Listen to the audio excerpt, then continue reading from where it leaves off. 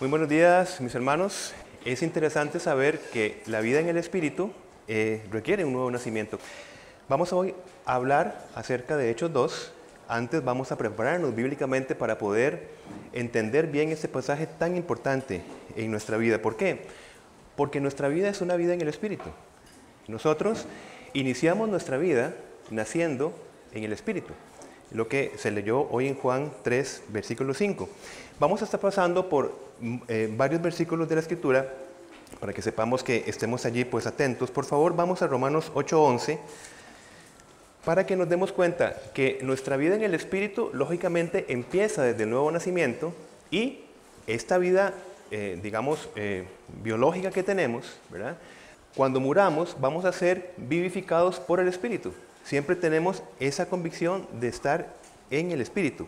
Romanos 8:11 dice: y si el Espíritu de aquel que levantó de los muertos a Jesús mora en vosotros, el que levantó de los muertos a Cristo Jesús vivificará también vuestros cuerpos mortales por su Espíritu que mora en vosotros. Es decir, nuestra vida en el Espíritu incluye desde nuestro nuevo nacimiento hasta que seamos levantados en el Espíritu para el estado que conocemos llamado glorificación.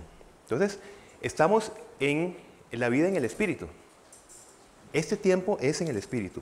Ahora, ¿cuándo y cómo se dio esta promesa de restauración que estamos nosotros viviendo? Esto es muy importante en este tiempo. Cuando hablamos de los últimos tiempos del siglo final, vamos a recordar que nos referimos desde el tiempo en que Jesucristo, el Dios en Hijo, se encarna y toma forma humana, hasta el tiempo que Jesucristo regrese. Todo ese periodo, que no sabemos cuánto va a durar, es el tiempo final. Entonces, cuando la Biblia habla de tiempo final, los últimos tiempos, nosotros estamos viviendo en el último tiempo. Desde que Jesucristo se encarna hasta que Jesucristo vuelva. Entonces, la promesa de esta vida en el Espíritu que usted y yo ya tenemos, ¿cuándo se empezó a revelar en la Escritura? Por favor, vayamos a Gálatas 3:14. Gálatas 3:14. Para que en Cristo Jesús la bendición de Abraham alcanzase a los gentiles, a fin de que por la fe recibiésemos la promesa del Espíritu. Vamos por favor ahí mismo al 16. Ahora bien, a Abraham fueron hechas las promesas y a su simiente. Y no dice y a las simientes, como si hablase de muchos, sino como de uno, y a tu simiente, la cual es Cristo. Mis hermanos, aquí se está revelando algo que es muy importante que podamos notar. La promesa del Espíritu fue dada, pongámoslo así, en dos etapas. La primera etapa es la promesa de Cristo, que fue dada a Abraham. Pero como estamos leyendo en 3:14, esta promesa de Cristo incluye, podemos ver, la promesa del Espíritu. Puede verlo de nuevo al final del 14. Para que por la fe recibiésemos, es decir, nosotros que estamos en el último tiempo, la promesa del Espíritu. No es que Abraham no la haya recibido, sino que se culmina en este tiempo que nosotros estamos. ¿Por qué? Porque primero tenía que venir la primera promesa, Cristo, para que se fundamentara la segunda promesa. Hay un orden. Por eso le vamos a llamar a las dos etapas de nuestra vida en el Espíritu. Estas dos etapas no se separan. Es decir, quien se entrega a Jesucristo como su Salvador y Señor, no se separa del hecho de que sea guiado en el Espíritu. No hay separación en estas dos etapas. Jesucristo primero se aseguró de que se entendiese, es decir, que se consumara, que se entendiera la primera etapa. Otra vez, ¿cuál es la primera etapa? La promesa de Cristo, como único y suficiente mediador, salvador, etc. Para esto vamos a anotar con mucho cuidado Mateo capítulo 16. Por favor, Mateo capítulo 16. Y vamos a estar revisando el versículo 15 y 16. Mateo 16, versículo 15 y 16. Y él les dijo: ¿y vosotros quién decís que soy yo? Notemos cómo Jesucristo estaba a través de su ministerio confirmando en sus discípulos, ¿verdad?, que es lo que iban a luego a transmitir, y fundamentando la primera etapa de la salvación, que es Él como el Cristo, como el Salvador, como el Mesías. Vamos a leer, por favor, el 16. Respondiendo Simón Pedro dijo, tú eres el Cristo, el Hijo de Dios viviente. Cuando esta etapa, Jesús la confirma en sus discípulos, fíjense lo que sucede en el 21. Desde entonces, o sea, a partir de fundamentar la primera etapa, ¿qué sucedió? Comenzó Jesús a declarar a sus discípulos que le era necesario ir a Jerusalén y padecer mucho de los ancianos, de los principales sacerdotes y de los escribas, y ser muerto y resucitar al tercer día. Entonces buscó la aceptación, el entendimiento, la guía para esta primera etapa. La confirmación de esta primera etapa, la gran confirmación, ya entrando en Hechos, se cumplió desde una visión que tuvo Daniel. Por favor, vamos a Daniel, capítulo 7. Esto es también muy importante para entender todo este proceso, llamémosle de las dos etapas. Daniel, capítulo 7, versículo 13 y 14. Daniel, capítulo 7, versículo 13 y 14. Miraba yo en la visión de la noche, y he aquí con las nubes del cielo. Es importante que veamos la dirección de este verbo. Venía uno como un hijo de hombre que vino hacia el anciano de días y le hicieron acercarse delante de él. Y le fue dado dominio, gloria y reino para que todos los pueblos, naciones y lenguas le sirvieran. Su dominio es dominio eterno, que nunca pasará, y su reino uno que no será destruido. El título preferido de Jesús en su ministerio terrenal fue el Hijo del Hombre. Él se refería a sí mismo como el Hijo del Hombre. Entonces, notemos esta dirección de esta visión de Daniel. Vi uno como Hijo del Hombre, dice que venía hacia el anciano de días. Vamos ahora sí a Hechos, capítulo 1, versículo 9. Y habiendo dicho estas cosas, viéndolo ellos, o sea, los discípulos, fue alzado y le recibió una nube que se ocultó de sus ojos. Aquí se está cumpliendo esta visión de Daniel. El Hijo del Hombre viniendo hacia el anciano de días. Y por supuesto, o muy posiblemente, si entendieron esta visión, aparte de lo que significó ese momento, pues quedaron perplejos, mirando hacia arriba, ¿verdad? Cumpliéndose esta visión. Es decir, aquí se consuma, ¿qué le estamos llamando? La primera etapa, que es el fundamento de Cristo, la promesa a Abraham. La promesa de Cristo a Abraham. Una vez cumplida y consumada la primera etapa, ¿cuándo concluye? Después de la resurrección y cuando se cumple la visión de Daniel. Vuelve el Hijo del Hombre hacia el anciano de días, ¿verdad? Allí se cumple la primera etapa. Después de esto, Jesús empieza ya a hablar de la segunda etapa. Ahí mismo en Hechos, versículo 4, y estando juntos les mandó que no se fueran a Jerusalén, sino que esperasen la promesa del Padre, la cual les dijo, oíste de mí, porque Juan ciertamente bautizó con agua, mas vosotros seréis bautizados con el Espíritu Santo dentro de no muchos días. Ya empieza a cumplirse la segunda etapa, pero es necesario que se cumpla la primera, insisto, ¿verdad? Como vimos en la Escritura. Ok, mis hermanos, esto es muy importante que lo entendamos también. Solo para los creyentes de este tiempo histórico, solo para los creyentes de este tiempo histórico, los creyentes vivieron su fe o su vida nueva en dos etapas diferentes o separadas. Separadas, mejor, no diferentes. Es decir, solo los creyentes creyeron en Cristo y fueron salvos y después fueron bautizados en el Espíritu. Evidentemente, porque Cristo estaba presente cumpliendo su primera etapa y una vez cumplida, los creyentes en la etapa de Cristo, en todo su ministerio terrenal, luego van a recibir la promesa del Espíritu. Hoy, cada creyente, luego de la visión de Daniel, vive su fe, entra en el reino sin separación de las etapas. Cuando se recibe a Jesucristo, se recibe el bautismo del Espíritu Santo. se llena del Espíritu Santo.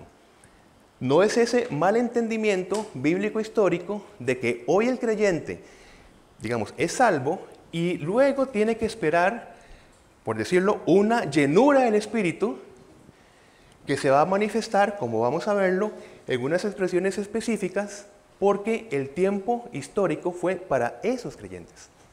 Otro caso fue el de los samaritanos. En su momento se va a estudiar Hechos capítulo 8. Ustedes recuerdan qué pasó cuando Jesús hablaba con la samaritana. Juan capítulo 4. La samaritana corre hacia su pueblo, habla de Cristo, dice creen en Cristo, pero luego le piden a Jesucristo que vaya a la región de Samaria y dice, está con ellos 2 días. Y muchos creyeron en Cristo. Mi pregunta es, ¿fueron salvos? Por supuesto que sí, porque creyeron en Cristo, creyeron en la primera etapa. Pero va a ser Felipe hasta Hechos 8, que vuelve otra vez a Samaria y ellos reciben el bautismo en el Espíritu Santo. Porque ese tiempo histórico, ellos todavía estaban en el tiempo histórico de creer en Jesucristo, ser salvos y posteriormente ser llenos del Espíritu Santo.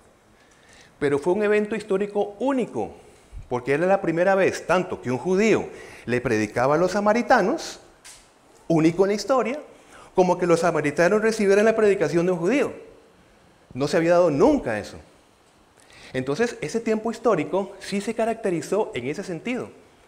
Vuelvo a insistir, es un error bíblico estar pensando que nosotros necesitamos en algún momento una llenura del Espíritu posterior a recibir a Jesucristo como nuestro Salvador. Es confundir lo que describe hechos del tiempo histórico único otra vez en la historia. Entonces, nosotros hoy creemos en Jesucristo y somos llenos del Espíritu Santo en un solo acto, no en 2 etapas separadas. El ministerio del Señor Jesucristo para este tiempo, este nuevo pacto en el que vivimos, Él vino de parte de la deliberación del ser de Dios a cumplir 2 dones específicamente en este nuevo pacto. Jesucristo vino a ofrecer el don de quitar y el don de dar. Los 2 grandes dones del nuevo pacto. ¿Cuáles son los 2 grandes dones del nuevo pacto? Quitar y dar. Y esto no es ninguna ocurrencia, porque esto está, de hecho, José Pablo ahora se fundamentó en una palabra que vamos a ver, porque Jesucristo, como dijo Juan el Bautista, he aquí el que quita el pecado del mundo. Y el Bautista va a decir, Él los va a bautizar con el Espíritu Santo. Entonces, quita y da. Los 2 grandes dones de Jesucristo para cumplimiento del nuevo pacto. Cumplimiento del nuevo pacto. Vamos de nuevo a ver Ezequiel 36, por favor. Ezequiel 36, en muchos pasajes también, pero vamos a ver específicamente este. Ezequiel 36, versículo 25. Mis hermanos, tratemos de ver estos dones, los 2 dones del nuevo pacto. Recordemos, quitar y dar. 25. Esparciré sobre vosotros agua limpia y seréis limpiados de todas vuestras inmundicias y de todos vuestros ídolos os limpiaré. Es decir, va a quitar el pecado, ¿verdad? Se va a limpiar el pecado. Luego, veamos y saltemos al 27. Y pondré dentro de vosotros mi espíritu y haré que andáis en mis estatutos y guardéis mis preceptos y los pongáis por obra. Dar el Espíritu Santo. Jesucristo cumple a cabalidad y solamente Él, porque esta profecía es esperando que el mismo Dios en Hijo cumpla esta profecía. Por eso tenemos solamente un mediador, un único y suficiente mediador, que es el único que cumple el nuevo pacto. El que quita el pecado del mundo, solamente Dios puede perdonar pecados, le van a decir. El que quita, y solamente Jesucristo es el bautizador del Espíritu Santo. Juan bautizaba en agua, pero Jesucristo es el bautizador en mayúscula, el que bautiza en el Espíritu Santo. Porque solamente Él lleva estos 2 dones del nuevo pacto. Además, Jeremías va a hablar de lo mismo. No me acordaré más de sus pecados, quita, y va a decir, y pondré mi ley en su mente y corazón. Es decir, la obra del Espíritu Santo eso es lo que hace en nosotros, ¿verdad? Quitar y dar, los dos grandes dones del nuevo pacto. Pedro va a hablar, vamos a Hechos capítulo 2, por favor. Pedro va a hablar justamente, conocedores por supuesto, y luego de que Jesucristo, vamos a entender, les explica las Escrituras en todo este ministerio terrenal. Miren qué interesante cómo visualizamos estos dos dones del nuevo pacto, quitar y dar. Hechos 2:38, por favor. Hechos 2:38. Pedro les dijo, arrepentíos y bautícese cada uno de vosotros en el nombre de Jesucristo y están los dos dones del nuevo pacto. Que ahora usted y yo otra vez, y cada persona que en este momento nosotros le compartamos el Evangelio, ¿qué le estamos compartiendo? Los dos dones del nuevo pacto. No es solamente la buena nueva de que sus pecados son perdonados, porque tal vez eso podría dar la sensación de que se le aplica un don a la persona y la persona va a ver cómo sigue su camino, sino que justo con el primer don, sin separación, inmediatamente empieza a aplicarse el segundo don. Dar el Espíritu Santo para guía de este nuevo creyente. De hecho, me gustaría que vayamos a 2 de Corintios, capítulo 3, por favor, porque también vamos a ver que Pablo se refiere a estos dos dones que estamos aquí presentando esta mañana. 2 de Corintios, capítulo 3, por favor. Vamos al versículo 6, porque se está refiriendo a la misión de la iglesia, mis hermanos, que tiene que entender muy bien cuáles son los dos dones del nuevo pacto para evangelizar bien, ¿verdad? Versículo 6, el cual asimismo nos hizo ministros competentes de un nuevo pacto, no de letra, sino del Espíritu, porque la letra mata, mas el Espíritu vivifica. Vamos a 8 y 9. ¿Cómo no será más bien con gloria el ministerio del Espíritu? Y 9. Porque si el ministerio de condenación fue con gloria, mucho más abundará en gloria el ministerio de la justificación. Notan cómo Pablo está hablando de dos ministerios. Ministerio de la justificación y ministerio del Espíritu, que es justamente lo que estamos hablando acá. Los dos dones que están entregados para que continuación de la iglesia, porque está hablando que somos ministros competentes, dice. Y somos ministros para el ministerio de la justificación, es decir, perdón de los pecados en Cristo, y el ministerio del Espíritu. Es lo que Pablo está hablando.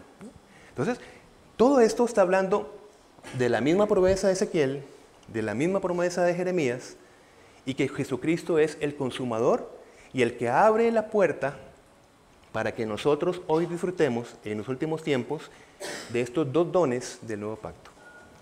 La función del Espíritu Santo, ya nosotros siendo justificados, una de las funciones es formar a Cristo en nosotros, ¿verdad? Y esto incluye llevarnos al arrepentimiento para no permanecer en el pecado esperando su regreso. ¿Cómo vivió Pedro el arrepentimiento si no había llegado esta función del Espíritu Santo que nos mueve a arrepentimiento, ¿verdad? Pedro, ustedes recuerdan que cuando fue llevado a arrepentimiento, porque Pedro no se arrepintió, sino que fue llevado a arrepentimiento, porque mis hermanos, cada vez que usted y yo nos arrepentimos, no es que tenemos la iniciativa de arrepentirnos, sino que somos llevados a arrepentimiento por el ministerio del Espíritu Santo. Lo que nosotros hacemos es que respondemos en sensibilidad a estas, digamos, señales, ¿verdad?, o convicciones que el Espíritu Santo mueve en nosotros, porque pasamos de muerte, es más, insensibles, a ser sensibles en el Espíritu. Cada uno de nosotros es llevado, movido al arrepentimiento. Por eso el arrepentimiento es un don que se nos da, que viene con el Espíritu Santo. Pero Pedro no contaba en su vida con el Espíritu Santo, no había venido Pentecostés. Pero ¿qué fue lo que le llevó al arrepentimiento?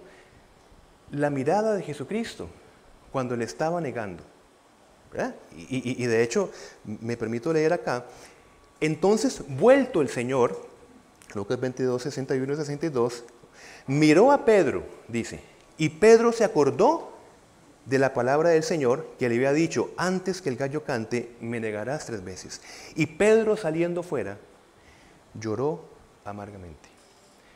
La mirada de Jesucristo llevó a Pedro a arrepentimiento. Y es la mirada hoy, figurativamente, que tenemos del Espíritu Santo que nos mueve arrepentimiento. Y no es una mirada de condenación, porque en Cristo Jesús ya nosotros no tenemos condenación. Es una mirada amorosa que nos mueve hacia el arrepentimiento, que evita que nosotros permanezcamos en el pecado, que si no fuese esa acción externa a nosotros, estaríamos muy cómodos permaneciendo en ese pecado o ocultándolo también, que es una manera de permanecer también, ocultándolo. Entonces, la mirada amorosa del Espíritu Santo, de alguna manera, va a sustituir esa mirada que Pedro recibió para arrepentimiento. Terminando la idea entonces, nosotros, mis hermanos, cuando decimos que somos espirituales, ¿verdad?, porque tenemos una vida en el Espíritu, en nuestra glorificación, ¿qué significará ser espiritual? Como hemos dicho muchas veces, tener una relación especial con Dios, guiados en todo por la voluntad del Espíritu, sin resistencia por el pecado que ya no morará en nosotros, en la glorificación. Pero antes de la glorificación, en este tiempo de la iglesia, que vamos a fundamentarlo más en la segunda parte, nosotros somos movidos, siendo espirituales, a la restauración de nuestro hermano. Les leo para que quede en la segunda parte, Gálatas 6:1. Hermanos, si alguno fuere sorprendido en alguna falta, vosotros que sois espirituales, restauradle con espíritu de mansedumbre. Bien, somos llamados a un ministerio de restauración, no ser salvador de la persona, no encargarnos de las responsabilidades de la persona. Significa acompañarlo en su restauración. Y da un enriquecimiento de lo que significa somos espirituales. Estamos a la vez en un tiempo, entendiendo el tiempo en el que estamos, tiempo en el Espíritu. Uno de los mayores problemas y peligros que tenemos en el tiempo del Espíritu es la autosuficiencia. Ha sido siempre en la vida del creyente la autosuficiencia. Antes de la vida en el Espíritu, la autosuficiencia estaba en yo guardar la ley y por tanto tener los beneficios correspondientes, ¿verdad? Digo esto acercándonos ya al estudio de va a ser Hechos capítulo 2, específicamente en Pentecostés. Vamos por favor a Juan 6:60. Juan 6, por favor, capítulo 6. Porque estamos introduciendo la idea de la autosuficiencia. Lo que está sucediendo allí es muchos discípulos que se alejaron del Señor Jesucristo por las duras palabras que en ese momento Jesucristo estaba, digamos, expresando. Porque la vida en el Espíritu, mis hermanos, a pesar de los 2 dones que tenemos, ¿verdad?, quitar y dar, tenemos que estar muy cautelosos de estar examinando constantemente nuestro corazón, porque nos enfrentaremos con muchas circunstancias que no somos llamados a comprender cabalmente. Lo que tenemos que comprender, sí, es que en toda circunstancia la autosuficiencia, nosotros aún viviendo en tiempo del Espíritu, que es un tiempo único de los últimos tiempos, ¿verdad?, como creo que ya está bien entendido. Vivimos en un tiempo especial, el cumplimiento de una promesa. Pero más cautelosos tenemos que tener, así como unos antes de este último tiempo vivían en autosuficiencia, algunos, nosotros hoy tenemos que cuidarnos del mismo principio de la autosuficiencia, a pesar que contamos con el ministerio del Espíritu. Lo que está pasando, vamos al Juan 6, 67. Va a decir el Señor Jesucristo a los discípulos, ¿queréis acaso iros también vosotros? Quiero llamar la atención de ustedes en la respuesta de Pedro. Va a decir Pedro en el 68, le respondió Simón Pedro, Señor, ¿a quién iremos? Tú tienes palabras de vida eterna. Pero fíjense en el 69, que para mí es el punto acá. Y nosotros hemos creído y conocemos que tú eres el Cristo, el Hijo del Dios viviente. Veo acá el peligro de la autosuficiencia. Y nosotros hemos creído. Sabemos qué pasó, ¿verdad?, en ese carácter de Pedro. nosotros hemos creído y nosotros sabemos quién eres tú. Estaba sustentándose en nosotros hemos.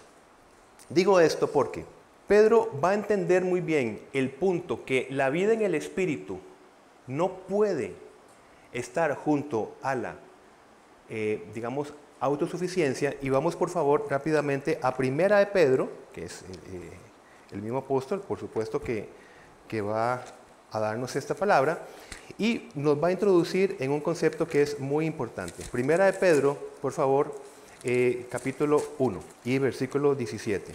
Dice: y si invocáis por Padre a aquel que sin acepción de personas juzga según la obra de cada uno, aquí está el punto, mis hermanos, conducíos en temor todo el tiempo de vuestra peregrinación. Y aquí lo que estoy introduciendo es la relación necesaria en la vida en el Espíritu de un temor reverente. Y como sabemos que no es miedo, sino es temor reverente. ¿Y cómo expresamos nuestro temor reverente realmente? Lo expresamos en una continua dependencia en el Espíritu. Hemos recibido el Espíritu, pero cuidado, no significa que lo hemos recibido y es como recibir, no sé, una pila, ¿verdad? Y con esto ya nosotros vamos. No, constantemente tenemos que estar siendo llenados del Espíritu. ¿Qué hablamos? Que somos bautizados y llenos del Espíritu en un solo acto. Y a la vez somos renovados constantemente, teniendo ya la llenura del Espíritu. Esa es la dependencia que tenemos en contra de la autosuficiencia. Entrando en Hechos, ahora sí, capítulo 2. Vamos por favor a leer capítulo 2, versículo del 1 al 4. Hechos capítulo 2, del 1 al 4. Cuando llegó el día de Pentecostés, estaban todos unánimes juntos. Y de repente vino del cielo un estruendo como de un viento recio que soplaba, el cual llenó toda la casa donde estaban sentados. Y se les aparecieron lenguas repartidas como de fuego, asentándose sobre cada uno de ellos. Y fueron todos llenos del Espíritu Santo y comenzaron a hablar en otras lenguas, según el Espíritu les daba que hablasen. Evidentemente vemos que este tiempo único se acompañó de experiencias únicas en el Espíritu. Por eso he puesto acá esta manifestación del Espíritu que se llama glosolalia. Vivir en el Espíritu, mis hermanos, significa vivir a Cristo y experimentar también a Cristo. Por supuesto que sí, ¿verdad? Pero, mis hermanos, es importante entender esto. La experiencia no es el criterio desde el cual se mide la verdad.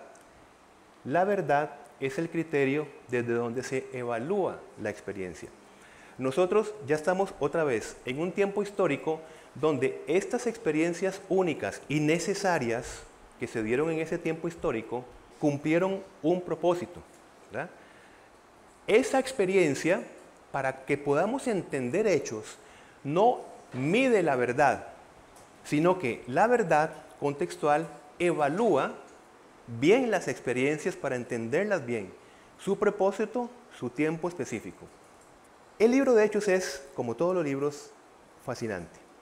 El punto es que Hechos describe ciertas situaciones que no deben de tomarse como una doctrina para la iglesia hoy. Bien, describe. Por ejemplo, la iglesia en Hechos describe lo que sucedió con Ananías y Zafira. Describe, ¿qué pasó? Le mintieron al Espíritu Santo y ¿qué sucedió? Ahora, ¿qué pasa si lo tomamos como una doctrina hoy? Estamos en problemas, ¿verdad? Pero no somos nosotros quienes vamos a determinar qué es descriptivo y qué es doctrinal. Es un problema. Hechos describe. Estaban unánimes, como estaba compartiéndonos nuestro hermano Raymond. ¿Y qué sucedía? Todos ponían las cosas en común, vendían sus propiedades. Describía una situación particular en ese momento. ¿Cuál es el punto hoy? Imagínense que sea la doctrina hoy, algo que se describe, que la doctrina sea hoy, vienen aquí, todos vamos a vender las propiedades, las vamos a dar al cuerpo de ancianos, ¿verdad? Eso es importante. Y nosotros nos vamos a encargar de repartirlos, ¿verdad? ¡Qué bien! ¿Se predica hoy en día casos así? Por supuesto que sí. ¿Cuál es la confusión? Teológica. Están tomando como doctrina algo descriptivo. Porque Hechos va a ser esa manifestación de la misión con las características específicas que se dieron en tiempos específicos. Samaria, como acabamos de decir en la primera parte, recibió una condición única histórica, con manifestaciones únicas e históricas. No significa que estos modelos descriptivos tienen menos valor que los doctrinales, en absoluto. Toda la Escritura es útil para todos los propósitos de Dios, toda la Escritura, pero tenemos que saber cuáles son las características de los textos que estamos hablando, para no caer en falsas doctrinas y falsos modelos de iglesia desde las cuales muchos se van a desanimar. Tenemos que tener esa sabiduría. Bien, y me muevo a decir esto, mis hermanos. Dios hace lo que quiera. Así que sí, las manifestaciones que vamos a verlas como descriptivas, Dios las permite. ¿Quiénes somos nosotros para decirle que no lo haga? Porque si Él encuentra situaciones y propósitos específicos para su obra, ya está. Lo que tenemos que entender es que la consecuencia de eso que Dios permite, que vamos a verlo, tiene que continuar con los propósitos de la verdad de la Escritura. Yo no puedo decirles, el Señor hoy me dijo, y el Señor hoy me habló, y yo tiro un jonrón y digo algo contrario a la Escritura. Ese es el punto. Por eso es que la experiencia no evalúa la verdad. Yo no puedo decir, se me apareció una virgen acá y me dijo tal cosa y por tanto viene la doctrina de esa experiencia espiritual. Pero puede ser que la doctrina pudo ser bien válida, pero la experiencia no determina la verdad. La verdad determina la experiencia, que son dos cosas muy diferentes. ¿Y cuántos hoy se pierden porque están más interesados en tomar una doctrina a partir de la experiencia y olvidarse de la verdad? ¿Quién habló más en lenguas? Pablo. ¿Y qué dijo Pablo? Si un ángel del cielo les va a decir algo diferente a la verdad, sea anatema. Y no dijo él mismo, yo hablo en lenguas más que todos ustedes. Pero él sabe que la verdad evalúa la experiencia. No la experiencia evalúa la verdad doctrinal para la iglesia hoy.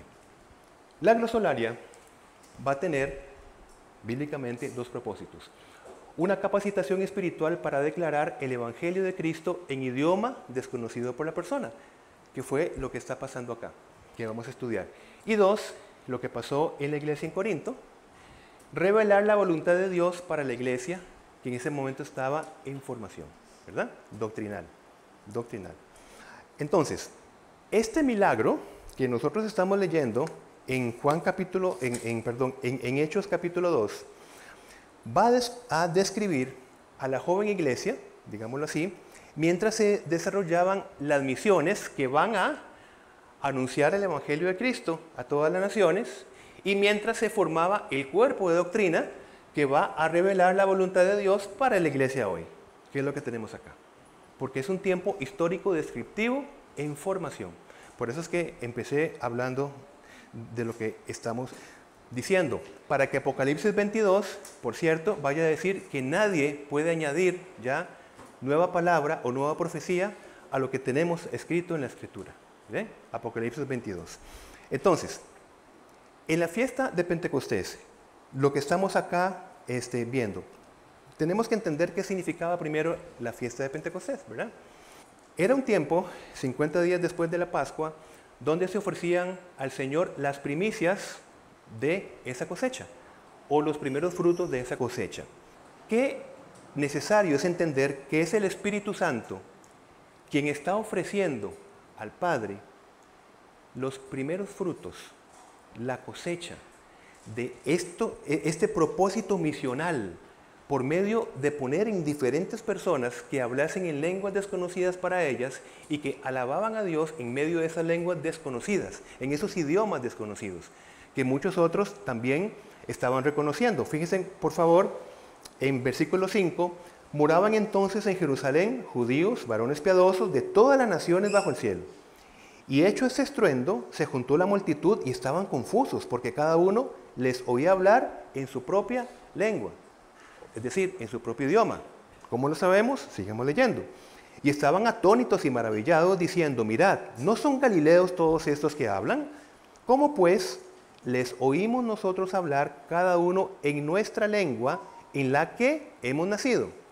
Partos, medos, elamitas, y los que habitamos en Mesopotamia, en Judea, en Capadocia, en el Ponto y en Asia, en Frigia, en Panfilia, en Egipto, y en las regiones de África más allá de Cirene, y romanos aquí residentes, tanto judíos como prosélitos, cretenses y árabes. Les oímos hablar en nuestras lenguas las maravillas de Dios. Y estaban todos atónitos y perplejos, diciéndose unos a otros, ¿qué quiere decir todo esto? ¿Qué quiere decir todo esto? Quedémonos con esa pregunta y contestémoslo con Apocalipsis 7:9, por favor. Es más, yo lo he escrito acá. ¿Qué quiere decir todo esto? ¿Qué quiere decir estas primicias que nosotros celebramos en Pentecostés? Después de esto miré, y he aquí una gran multitud, la cual nadie podía contar, de todas naciones y tribus y pueblos y lenguas, que estaban delante del trono y en la presencia del Cordero, vestidos de ropas blancas y con palmas en las manos, y clamaban a gran voz diciendo, la salvación pertenece a nuestro Dios, que está sentado, y al Cordero. ¡Qué visión más extraordinaria! Donde las primicias se contestan en esto. ¿Y qué quiere decir todo esto?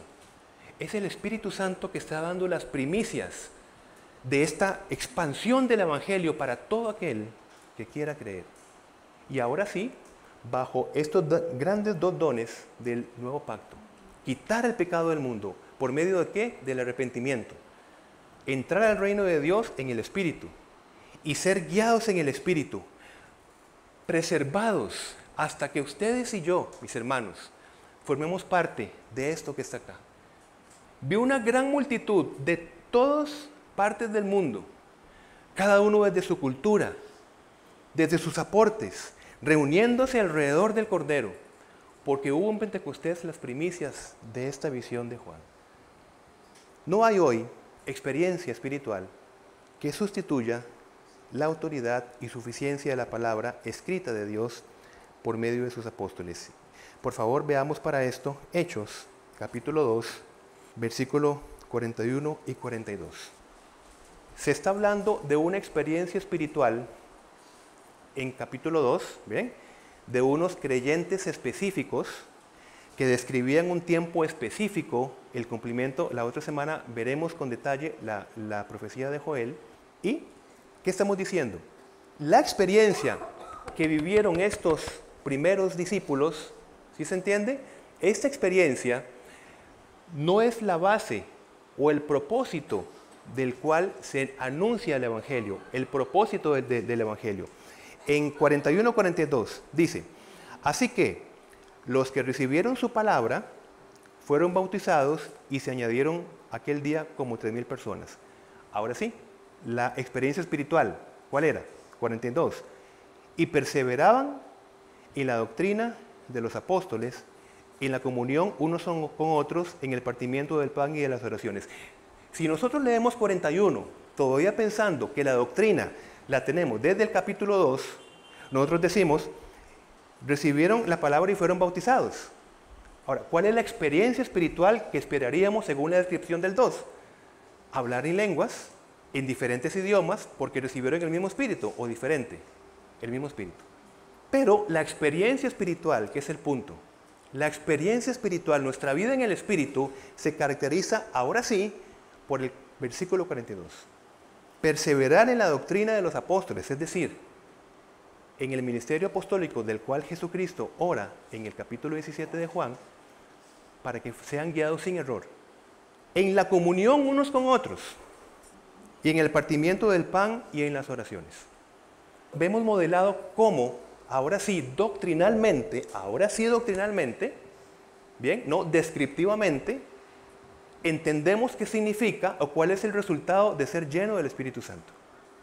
Porque, mis hermanos, creo que es importante que nosotros entendamos esto.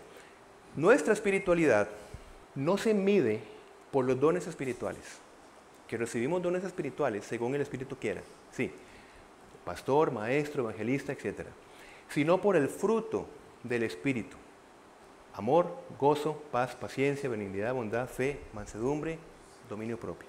Es decir, yo hoy puedo estar ejerciendo el ministerio de maestro, por ejemplo, Y no significa que estoy viviendo la vida en el Espíritu. No significa que estoy viviendo la vida en el Espíritu. Es principalmente por el fruto del Espíritu. Así que ocupémonos de colaborar en el crecimiento del fruto del Espíritu.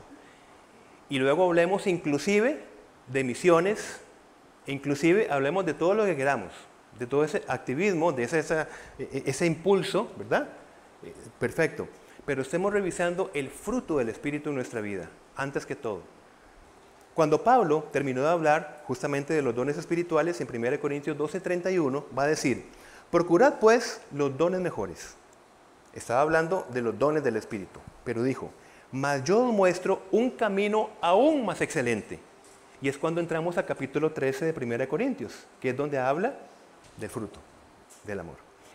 Jesucristo entregó dones a los hombres, ¿verdad? Lo vemos en Efesios 4:8, pero en Juan 13:34-35, les leo para ustedes, va a decir, un mandamiento nuevo os doy, que os améis unos a otros. Todo lo que estamos hablando es entender, mis hermanos, el propósito, entiéndanme bien por favor, el propósito doctrinal de Pentecostés. El propósito no descriptivo de Pentecostés, sino el propósito doctrinal de Pentecostés. ¿Cuál es? Lo que Jesucristo está diciendo. Un mandamiento nuevo doy, que en esto conoceréis, mis hermanos, díganme si esto no es una frase misional por excelencia. Escúchenlo. En esto conoceréis todos que sois mis discípulos, si tuvierais amor los unos con los otros. Aquí está la base del por qué el Espíritu Santo fue dado en Pentecostés para la iglesia. Y aquí está la base desde la cual se fundamenta la misión. Que otros vean cómo se tienen amor unos con otros en esta iglesia, naciente en el Espíritu. Este es el fundamento de la misión y el fundamento de nuestra vida en el Espíritu. ¿Y cuál es la primera evidencia de lo que estamos hablando? Si volvemos a Hechos 2, como bien se leyó ahora, no fue el ejercicio alguno de algún don, sino 2:44, Hechos 2:44, todos los que habían creído estaban juntos y tenían en común todas las cosas. Y vendían sus propiedades y sus bienes y los repartían a todos según la necesidad de cada uno. ¿Qué está describiendo acá? La doctrina del amarse unos a otros, que les está describiendo de una forma histórica y específica. La forma. Pero la esencia es la misma para nosotros hoy, en diferentes circunstancias. Tal vez no es vender una propiedad, pero tal vez hoy es hacer comida para una persona que lo necesita porque está saliendo del hospital. Es lo mismo, lo que cambia es la forma, pero es la misma esencia. Y ellos estaban viviendo en el Espíritu luego de Pentecostés. Hoy estamos viviendo también lo mismo con otra forma. Por eso era tan importante hacer la aclaración de cómo tenemos que acercarnos a Hechos. No quedarnos en lo descriptivo, sino buscar cuál es la esencia del amor. La esencia, ¿qué significa esto? No podemos entonces vivir la vida cristiana sin el ministerio del Espíritu. Y termino con esto, mis hermanos. Creo que ya lo hemos hablado muchas veces. ¿Qué significa haber recibido el Espíritu Santo en nosotros? Significa una sensibilidad espiritual para responder al señorío de Jesucristo.